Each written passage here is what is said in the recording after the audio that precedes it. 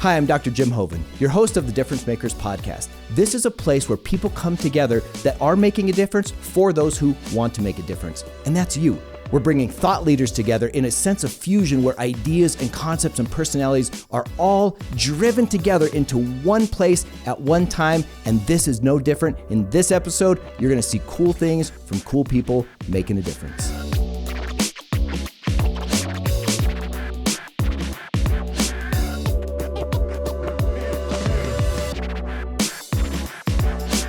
Hello, Difference Makers. Dr. Jim Hoven here, your host of the Difference Makers podcast.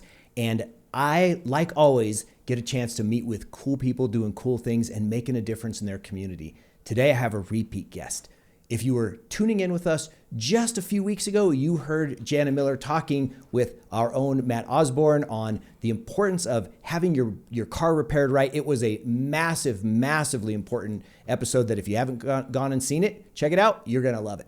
But today, I wanted to visit with Jana on a deeper level, on a personal level, because of what she's doing. Jana is the owner of the Golden Coach Works, and it is an incredible body shop. Now, if you've never had your car done in a body shop, let me tell you something. There is a difference in body shops, like there's a difference in anything else. And I've had firsthand experience with Jana and her shop in that I had a car, get this, I had a car actually that was in neutral that one of my kids had. It rolled down a mountain. So it rolled down this mountain, it hits a tree, then it hits a ditch. And so it doesn't look very bad. And the insurance company wanted to give me, wait for it, $2,400 after they did an evaluation. So towed it to Jana because of a recommendation of a dear friend of ours who's also our mechanic. And so we took it in and Jana said, it's actually $24,000. Remember that? Do you remember the look on my face? And yeah. You had to dry the tears if I remember right.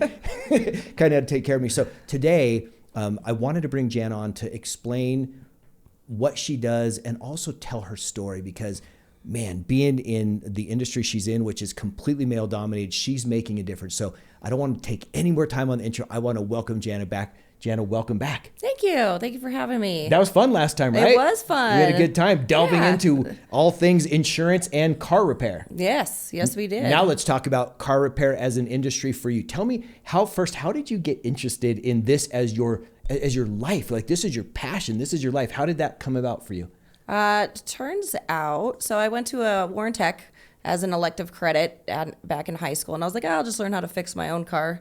Well, 21 years later, I've owned my shop for 13 years and been a body tech ever since. Yeah. And so in your family, was the family dynamic like, hey, we learn to fix our own stuff, we take care of our own stuff, we do that, we don't hire people out, or like what was the culture in your family that took you that way in the first place? My grandpa was really into race cars. In fact, he grew up with John Bandemere Sr., who started Bandemere Speedway. Know him very well. Yeah, in Good fact, dude. My grandpa was with Senior when my grandpa was 12 and John Bandemere Sr. was 17, and he was with him when he bought his first Model A, which my grandpa later bought from him. They used to race together at Pikes Peak Speedway. But by the time I got into body work, my grandpa was a little too old to work on cars, but he was always one of my idols. And was he championing you go as a young woman going into the mechanics and the body work? Like, was your family full support of that for you? Oh yeah. That's cool because I imagine your peer group was kind of like, wait, what are you doing? I don't know about that. No? Yeah, most of my friends were, we were kind of not, how do you say, the most popular kids. Really? Yeah. You seem super popular. So you just kind of migrated to that, and it was no cultural shift for you. Didn't seem weird at all? No, I was always into shop and architecture and drafting and automotive and, all, I guess, the male-dominated courses. It's made you strong, right? Yeah. It's made you who you are because I know even working here at the law firm, we have some talented female attorneys. Like they are bosses. And some of them are like you. They're like, oh, yeah, it's been totally natural. Others of them have felt the gradient of pressure of having to overcome in their classes and that kind of thing. Like, man, it was not easy being a woman in this particular area. So I applaud you so much. Like, no, it's no big deal. That's really amazing. Your outlook has to be completely comprehensive from my perspective to attack it that way. Oh, I totally agree. 20 years ago, this industry is not what it is today. And I went through a lot of the HR nightmares, which would have been HR nightmares, but you just roll with the punches and become one of the guys at that point. Yeah, no kidding. So when you started, did you start at a shop that you had kind of, you'd heard about, or was an extension of Warren Tech, or where was your first actually, I was going to school with a gal that worked up at Evergreen Auto Works, was the first shop that I ever worked at. And she ended up getting me a job after I'd been turned down time after time after time for reasons like, we don't think you can handle the work, you'd be a distraction, all these other things. And so you did face woman adversity, being a female, going into the industry. Yep. And so she got me a job up there, and it was kind of funny because I had always dressed for a job interview at the other places. I'm like, you know what? I'm just going to wear my ripped up jeans and a Metallica t-shirt. That's when I got a job. Nice. And what did you find when you first got into the industry? So you go to that first shop in Evergreen. Was it what you had hoped with respect to not only the work, but then the environment and the culture? Well, once I had earned my stripes, so to speak, they'd have me do all the terrible jobs, take out the trash. They told me to go fold welding blankets, so I was folding them like bed sheets. I didn't know they were made entirely out of fiberglass. I'm over there itching, and they're laughing in the corner. So it's so it wasn't until like a year or two in that I actually finally became like one of the teammates, even though I show up to work every day and work hard every day, and it was just a turning point one day when they're like, wow, you're really serious. I'm like, wow, 2.5 years of showing up on time didn't show you that. Right. But that had to really help forge you, like almost like steel gets forged into that toughness and that sharpness to help you move into the next step. And so then how do you go from there to then getting your own shop? Well, when that shop closed down, I started working at a place called Coachworks Auto Body down in Golden.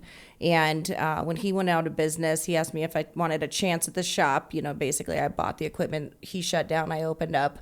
I said, sure, how long do I have to decide? He said, 1 week. 1 week? 1 week. To buy a business. To buy a business at 26 years old. Wow. Yeah. What did you tell me your thought process then? Let's deconstruct it, because here you are now in a whole different position than you were at 26. So for any 26-year-old potential business owners out there, what were you thinking? Were you afraid? Did you line up all the numbers? Like, how did you decide that this was a good choice? Well, I was like, well, I know how to do body work. I know how to do paint work. I know how to do detailing, and I know how to do estimating. So I know how to do everything in the business except for maybe bookkeeping and taxes and stuff like that. So I was confident in my skills is what it was. And I ended up calling the guy that taught me how to do body work 21 years ago now. And he was my business partner until 2013 is when I bought him out. Wow. We're just going in different directions, with how he felt a business should be ran and how I felt one should be run. But talk about a lot of expensive lessons learned in the business career, What are some of those lessons that you could my share? best friend of 25 years stole a lot of money from me because I didn't know how to do my own books. But after that, I redid my entire 2016 year in QuickBooks and found a bunch of money missing. And she had quit about halfway through me going through everything. And then you knew. And then I knew. Yeah. Wow. And so what was it that you used to overcome that? Because number one, there's the friendship issue. Number two, there's the financial issue. Then you had to learn new stuff. Like, what did you rely on that helped you navigate those waters? Because those are rough waters. Well, obviously we weren't friends anymore. Yep. That was number sure.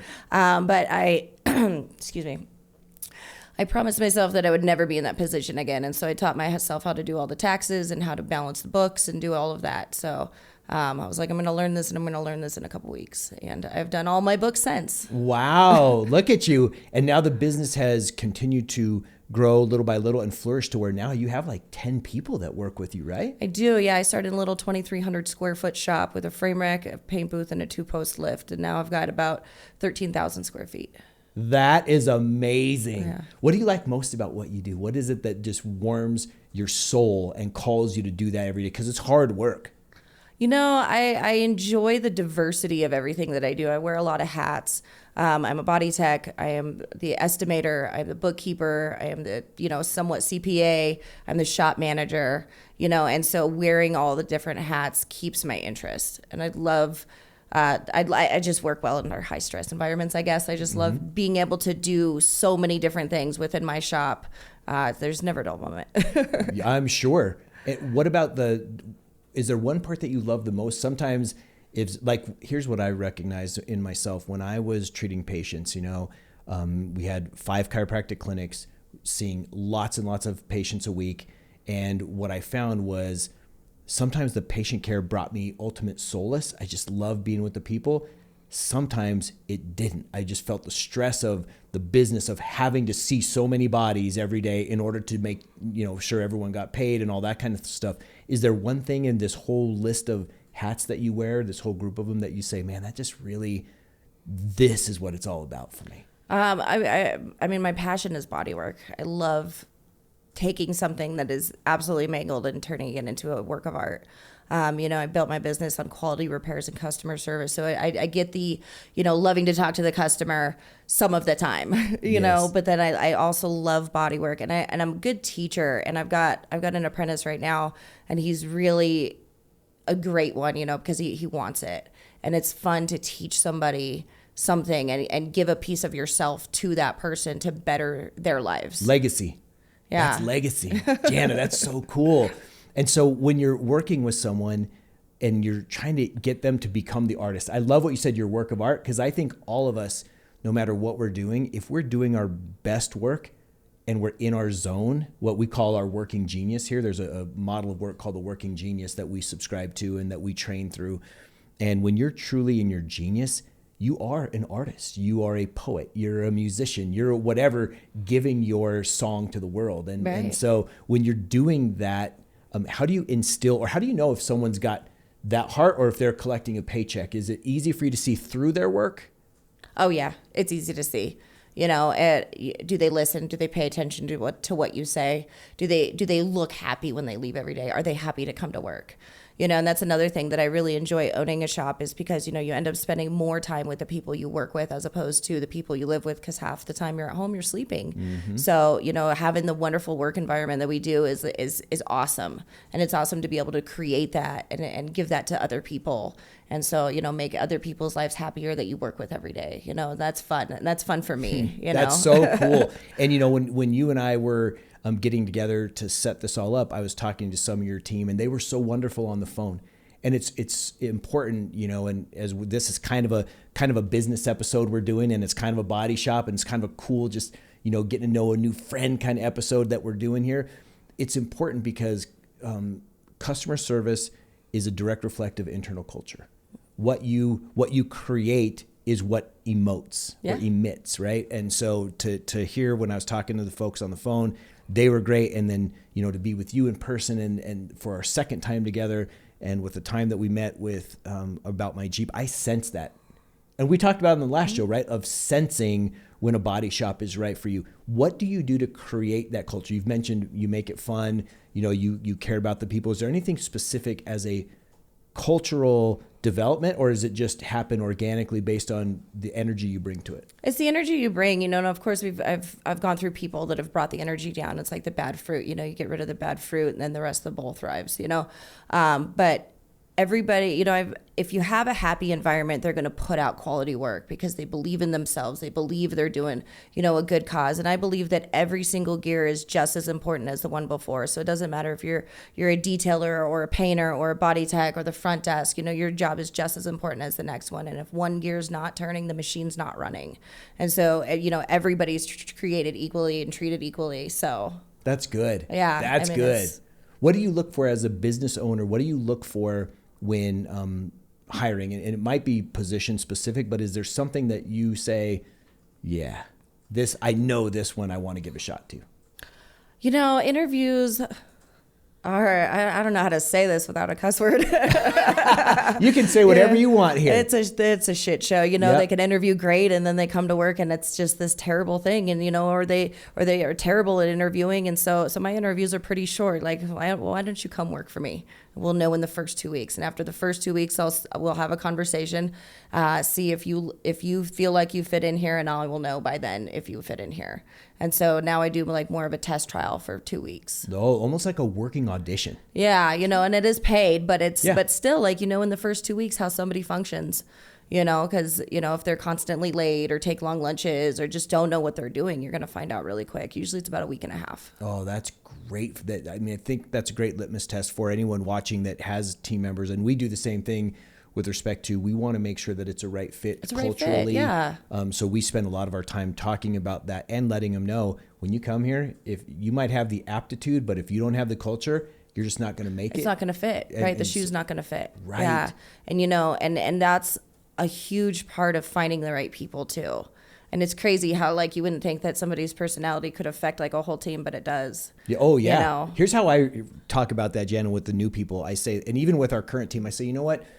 I want you to think of your favorite soup. Doesn't matter what kind of soup it is. And I actually learned this from a book called The Culture That Rocks by the head of culture for the Hard Rock Cafe. And he talks about culture being a soup. And I said, whatever your favorite soup is, just know if your favorite soup is tomato, and we're tomato, it's going to be fine. But you're going to bring your own spice to our soup. If we're tomato and you're chicken noodle, it's not going to work out. Chicken noodle doesn't go into tomato. And so we want to be upfront with you about that to see. So I love what you say, that everyone's going to bring themselves to the situation. And when someone leaves, their spice leaves the culture too. So having that ability to see that, man, I commend you so much as a business owner, because a lot of people just look for process. They don't look for culture fit. So I think that's a big reason why you've been so successful. Yeah, it's huge. Actually, it's funny because I have an associate's in auto collision repair with a minor in psychology. And I just, because I had an interest in it. Yeah, well, I had an interest in it. And boy, has that worked out. Yeah. Between the employees and the customers with the, sociology and psychology background too. Like, just being able to read people and read a room and see, if somebody's hurting, what do they need? Yeah, I love that. What about your industry? Tell me a little bit about your industry. How's the population? I know our mutual friend Ernie Keller, who's an incredible mechanic, he's told me from time to time, like, he has a hard time finding people that fit the culture, that there's just not an overabundance of qualified talent looking to go into that industry. And you and I were talking off air about the same thing, that with the rates, at least in Colorado, it's tough for someone to do what you guys do to make a wage that makes them want to be here. How is the labor pool in your industry right now? Well, it's kind of crazy because mechanic shops can charge whatever they want, right? Because they're not regulated by the insurance companies. So where their rates are, 135, 165, 185, ours are flat out at 52 or 58 or 62, depending on the insurance companies. I'm trying to get it up to that $66 an hour, because we're supposed to be ASE certified, which is what a mechanic's supposed to be, and ICAR certified, which is all the structural integrity. I actually had gone to the Attorney General of the state of Colorado and told him, if they don't raise the rates in the state of Colorado, this industry is going to collapse, because no one's going to get into it, because it is hard work. Yeah. It's a lot of work, and it's a lot of work on your feet, on hard ground, every day. And if they don't up the rates, then no one's going to get into it. Is it not a cash business? Or is it so much insurance driven that if someone wants to build a monster truck and do all this and that, you're not building the truck, but if they want to fix it up, can you charge different rates, or do you have to charge the same rate as an insurance rate? So that's a custom build. I suppose if the vehicle was custom built before and they have the added insurance, by the way, if you have add-ons, aftermarket add-ons that you've added to your car, add that to your insurance, because most policies do not have that. And I see that over and over and over. People put big tires on, people put lifts on, people put big bumpers on, and their policy does not cover it. So you have to add on when you do that stuff. When you do that, you have to tell the insurance company and pay a little bit more in a premium if you want to have it repaired if you get in an accident. So good. Guys, that's gold. Write that down. If you do not have a stock car and you're putting aftermarket stuff or beefing it up, make sure you talk to your insurance agent. Thank you for that, Jen. That is gold right there. Yeah, even a wrap. People wrap their cars because that's $6,000.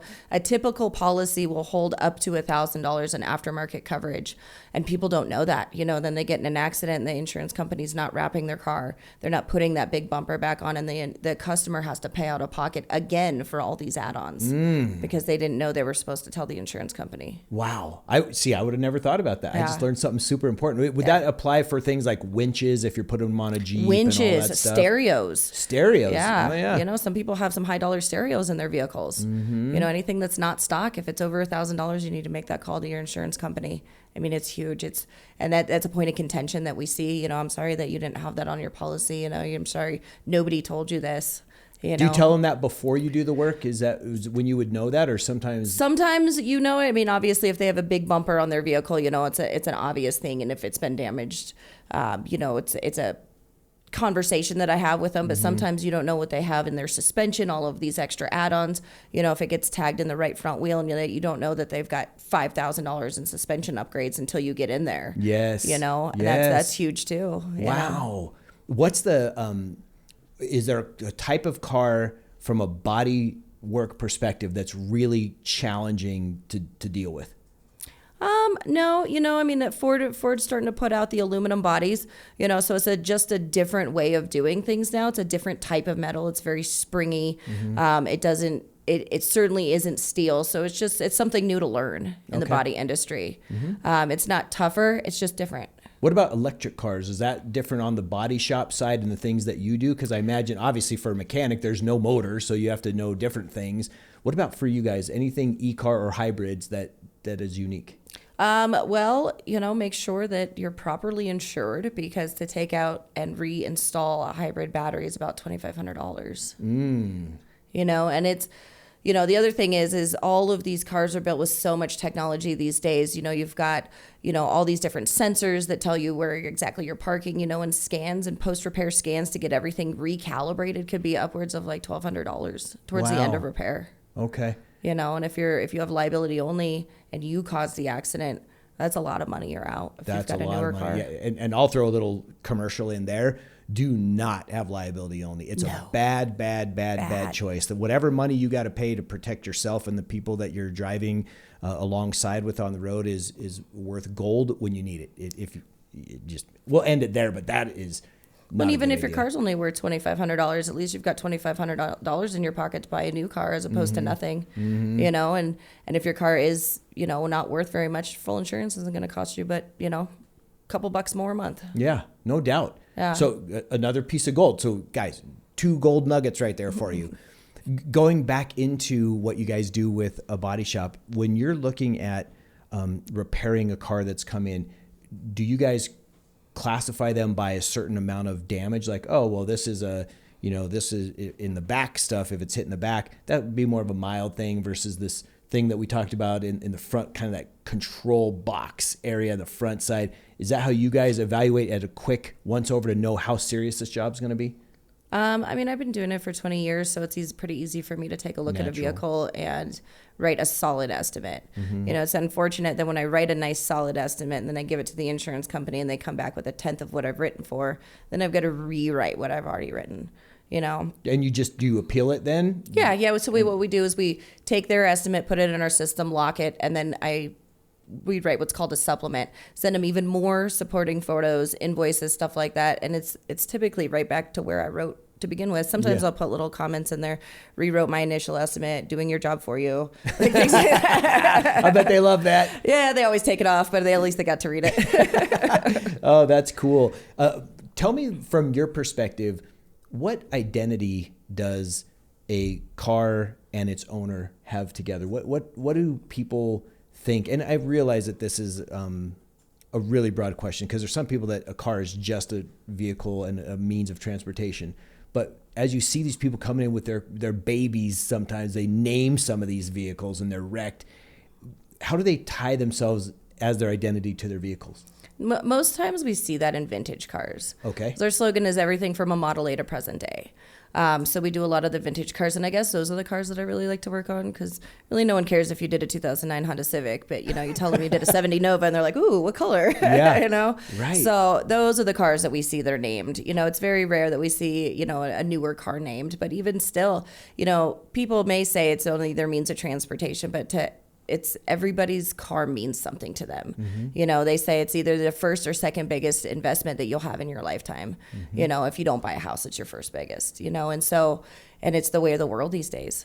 Yeah. We all need cars. Yeah. We're driving 40 miles to work one way. That's what I do. Yeah. You go skiing, Yeah. You go skiing and you go fishing or up in the mountains, and it's really important. So I know that for some people, again, that is, like, they see themselves as a reflection of their vehicle. So when they come in, a lot of them can be disheartened from the functional loss and from the identity loss. And so when it comes back to them, like I can only imagine the look on their face when you do one of these things where they're like, oh, thank you. Yeah, that's that immediate gratification that got us all into this industry, and that's, you fix something, you're like, wow, look what I did, and even they say the same thing. And so every car that goes out gets a full interior detail and exterior detail on the outside so that when they get in their car, it looks as good outside as it does inside. It feels good. It feels good. You feel like your money was well spent, or your insurance company's money was well spent. Is that why you decided to put the detail in there, because of the feeling and the culture side? Now you're building the culture with your tribe of clients. Yeah, that is. Because I feel like, a lot of the big conglomerates, they do like a quick detail, but it's not nearly as in depth as ours. Mm-hmm. People come back for the details. Just for the details. Just for the details, details, and yeah. they come back. And what a great return business from a business perspective. People coming back to you, God forbid they never need to come back to you to get their car fixed because it got Mother's Day, Father's Day, they're great presents. Great presents, to give. Hey, Mother's Day is going to be Mother's here Day's around the corner. Mom's like their car's clean. I love it. So when you're talking to your team, what do you share with them to help them get the same level of connection to the client and to the work that you have? Is there anything that you tell them so that they get it? Like, we have a standard here. We have a way of doing things. I QC everything that goes out the door. Mm-hmm. So, we've got 2 different QC sheets that between the detailer and the front office that get done before it leaves the building. We check all the lights, all the fluids, the air in the tires. We make sure that windows work, the locks work. We really make sure the gaps are good, make sure, everything's washed and cleaned and fits and opens right, and everything goes down the line or it doesn't go. And I think that the crew that I have has a full understanding of that. My painter's been with me almost 10 years. Same with his helper. My detailer's been with me this is his 4th year now. I've got some new crew. I've got somebody coming in the door. But upon hiring or upon interview, I express that. This business was built on customer service and quality repairs. And if you can't fit in those 2 parameters, this is not the shop for you. Let's not waste either one of our time. Oh, that's good. Yeah. So let's talk about painting. There was a shop, and I'm not going to name it, doesn't matter, but there was a shop that did a lot of advertising for many, many years. And you would go in and get your car painted, and they would advertise $99 paint special. And the old Earl Shive. I don't think that's around Colorado anymore. I don't think it is. I don't think it is. And so then you could go in and get that, and they would Bondo whatever this and paint that. Tell me about doing a quality paint job. What does that entail? Because I've been in body shops before, and I've seen the paint booths and all that. But for people that have maybe never seen that process, what is that like to really put a quality paint job on a car? Well, you take the entire car apart, you sand it all the way down to bare metal, you prime it, you paint it, fix any dents that you need to, and the starting price for a quality paint job is about $17,000. It goes up from there. Wow. Yeah, and it's not cheap.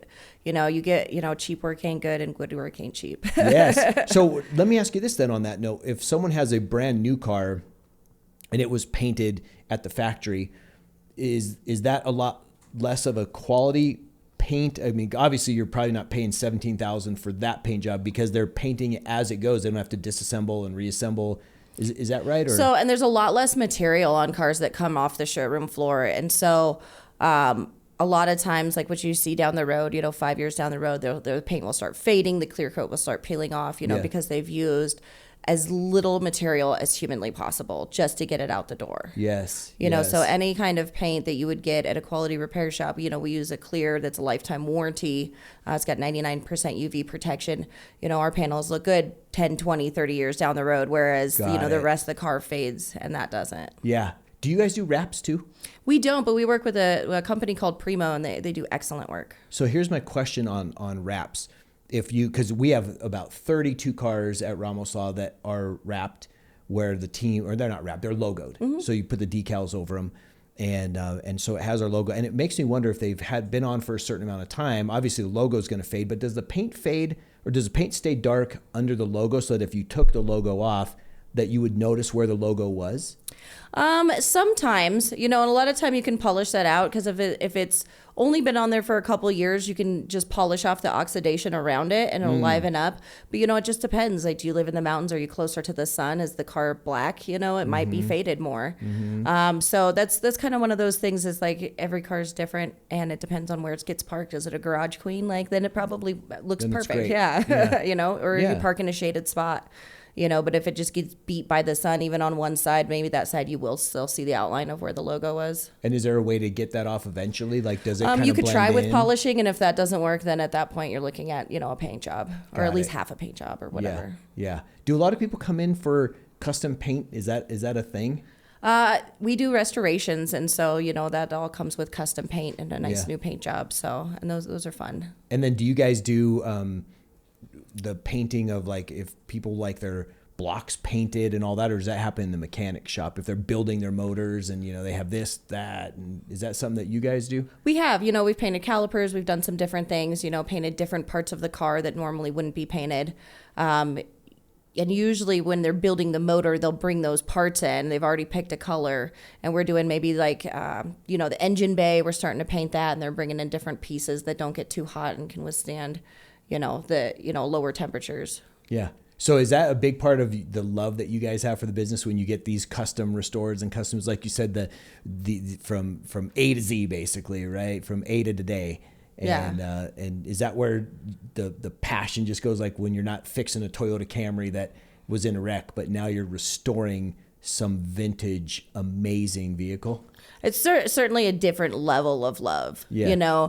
Like I love working on all cars because I just love working on cars, but there's something different that goes into it when you're working on somebody's baby, on somebody's prized possession that maybe it was their grandfather's, or maybe it was their high school car, or maybe it was their car they've always wanted. There's always some sort of sentimental value or some sort of story that goes along with these cars, because what you're putting into a restoration, you'll never get out of it. You're putting the money into it because that's the car that you want. That's the car that you love. Yeah. And so there's always more that goes into that. Mm-hmm. And so now if we're looking, because and the reason I asked this, I was playing on the website yesterday, and you have this cool feature on the website where the cars they're busted up, and then when you flick on them, then it shows the repair, the before and after. And that's really cool. And so I was thinking about that, of if it's a normal car versus one of these other cars, and I could just imagine what it must be like to be able to take that process and bring it to life, bring something that was once vibrant and that had been put in a storage unit for 30 years or something, and rust all over it, and then to bring that back has to have a special feeling. It is, and because those cars are in the shop for a lot longer, the customers come by quite a bit. They take pictures throughout, and so you can see their excitement grow as their car gets more and more done. And so then it's exciting for all of the employees and for me, because you see how happy they are, and you're the one that are making them happy, and so it's a different level of love. And then you're building a relationship, too. too. You're building a relationship. And so, their family, because they bring their kids by, all these different things. And then they bring the car by when they, after they've taken it to a couple shows and they've got a medal. And oh, I love that. When you are putting together a car, it's been damaged or it's getting restored, do you have of course you do. You have a process that you think of to map it out, lay it out. And I would like to for you to share that process so people understand, you have to think this through. Like, for example, I went into a body shop one time and they had every single piece. They had a crayon kind of thing written with this to identify the piece number and this and that. And you could tell that there was a system behind it. How do you guys look at in doing a car, in systematizing it so that you can replicate it, make sure you're efficient, make sure that the thing gets put back together correctly? Is that a thing? Yeah, if you take apart you take the bumper off, you put all the bolts in a bag, label it bumper, headlight, fender, hood, whatnot. As you get into the industry more and you've been in it more and you've seen a lot more cars, it's more brainless. It's funny because the new guys, they label everything, every little, okay, this bolt goes right here. I had one apprentice one time, she would draw a picture where all the different bolts went, put it in the bag. I have another one that labels every bolt individually. It goes top left, and then he'll label things with 1, 2, 3, 4, but it's whatever system works for you in order to put it back the way that it came apart. Yeah. And for me, I could just look at a bag of bolts and be like, okay, I know exactly where they all go, Yeah. What about, so you just explained something, or you just shared something I think needs a little deeper explanation. When it comes to finding someone who does quality work, not all body shops are the same, just like not all anything is the same. Not all attorneys, not all chiropractors, not all dentists, not all trash folks. Everybody, there's good and there's bad. How does someone go about finding a great body shop that they know the work is going to be quality, that they know they're going to care, that they know that that project is important to that team? That's a hard question. I mean, I'd like to just go back to the reviews. Reviews speak worlds. A lot of times the customers will come in because they've been to several shops and they want to talk to a couple different people, or they'd like to see the shop, or they'd like to see, the outcome, something that's in person. And usually we've got something ready to leave, on any given day, as long as they're there at the right time, before close. But, so, we joke at my shop, we're body techs and all the other people are parts changers. Nice. And so body tech can make panels, and a lot of the vintage cars, you can't get parts. And so we make parts. We can fix rust. A lot of big conglomerates do not fix rust. I worked in shops that we did that. We put patches in cars and we make panels. We've got a break in the shop that we can make different angles and stuff like that and weld it into a vehicle instead of replacing an entire side of a car, just splicing in a little spot like where a the rust surgeon is. and like an a artist surgeon, combined. Exactly. Yeah. So and that is the definition of a body technician. A lot of these places in the big conglomerates, they just want you to change parts all day. You don't really have to know anything. You're just a number, get in there, take the part off, put it on, Wow. Okay. And so with the body techs, what does it take to become certified in these? So you mentioned these couple certifications earlier. What does it take to do that? What's the process like? I mean, first you got to have a will and you want a want. There's a lot of people that just want a paycheck. And those are the people that work at different shops. Everybody that I've got at my shop wants to be a technician, wants to put they put their pride, their heart, their soul, blood, sweat, and tears into their work, and they put their name on it every day, and they want people to know that they did that. And so, finding those people, you have to weed through a lot of bad ones to get to the good ones, but if you want to get ICAR certified, there's a lot of companies that do that. Warren Tech is a great place to go get your certifications. I mean, everyone you got to pay for, but it's like it all depends on the person. You've got to want it, okay, internally. Yeah. Speaking of want, as we kind of come to an end of our time together today, what do you want for the future? What's Jana's vision for the shop look like? Have you looked past that, or are you just enjoying the moment right now? You always want to get a little bit bigger, but I don't want to get too big because then it's a bigger nut to crack. And, it's always fluctuating. Summer's coming, maybe hail season around the corner. It might not, Yeah, right. And so, it's ever flowing. But because we do restorations, we've never even seen a slow moment. Even during the COVID times, like it was, people sitting in their garage like, wow, I should really fix that car. It's been sitting here for 10 years, taking up my garage. So we did a lot of restorations during that time. Okay. And so kind of keep them on the path of doing great work, growing slowly, and taking care of your people and enjoying it. Yeah, taking care of our people, our customers, and just treating people how they'd want to be treated and having their cars treated the way that they would want them treated too. So last question for you, and it kind of relates and springboards off what you just finished with. If there was one piece of advice that you were either given or have learned along the way that is now fundamental and absolute foundational to who you are as a human being, what would that advice be? Oh, geez. I mean, it all goes back to the golden rule. You just treat others and their things as you'd have them treat yours, and so people's cars are part of their livelihood, as part of who they are. And so we take good care of them, we don't mistreat things, we do good work and treat it as if it was our car. What would we do on our car? Yeah, that's great.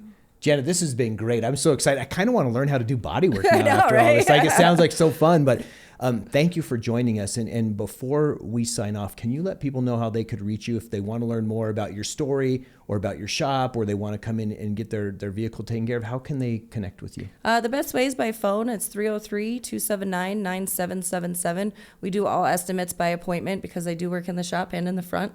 So, and I am the estimator. And what's your website? It's that's my email, www.goldencoachworks.com. goldencoachworks.com. So, Jana, this has been great. I loved it. For those of you watching and listening, I hope you've loved this too. And I hope that you've gotten some new insight into kind of what goes on in a body shop, something new. I never knew for me other than my experience with Jana before. But if you enjoyed this, please leave us a 5-star review. There's going to be some show notes that you'll be able to take along with you to pass this stuff along, and subscribe to our channels if this is bringing you value. Oh, one more thing.